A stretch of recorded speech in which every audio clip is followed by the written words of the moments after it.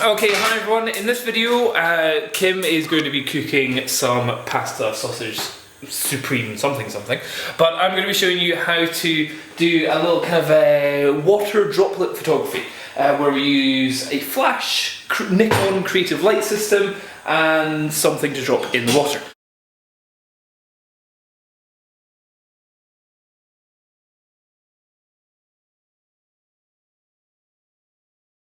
So what I've done is I've got my camera set up here. It's the Nikon 100mm lens. It's probably a bit over the top for where we're shooting.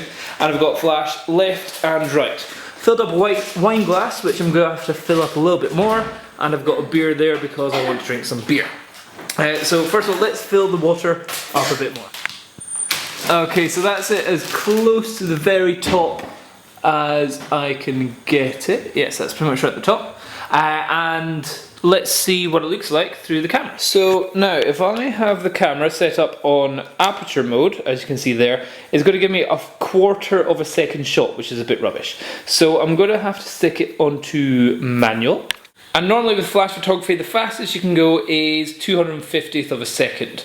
As you can see here on the exposure meter here, it means it's going to be really, really dark. So if we do it with no flash, this will probably just be a black photo. Yeah, it just looks black. Or on this screen it looks blue, but it's actually black.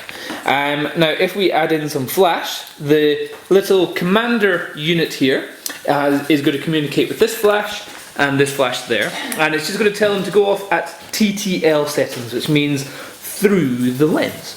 So the light will flash off whatever's here and go back in. So let's take another photo. This is at 250th of a second. And now we have got a glass.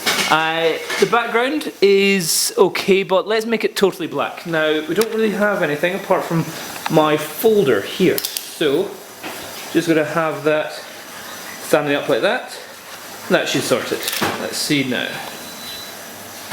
Okay, brilliant. A totally black background. Okay, so I've slightly changed the positioning of the camera. Flashes are all roughly the same. And if you're doing this kind of stuff, you want to kind of change the orientation of what you might have.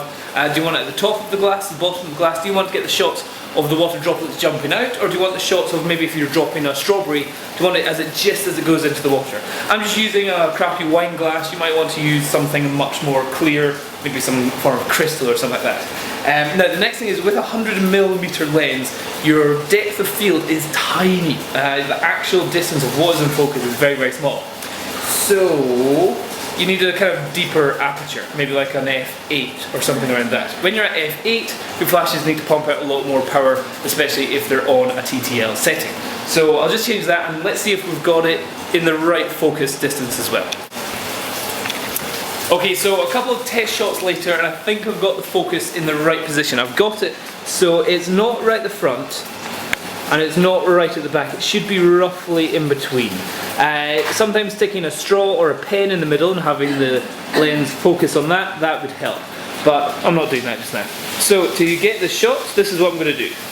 I'm going to drop a coin, like that, coin, into the glass, like that, and at the same time press the camera. So just splash, get a nice drop. Let's see how well this works. 3, 2, 1. Fail, too late. Go with a pound coin.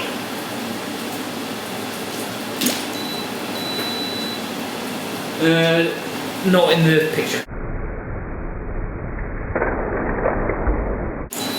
Too early. Now you've got the coin dropping. Yeah, there's a bit of water flying out.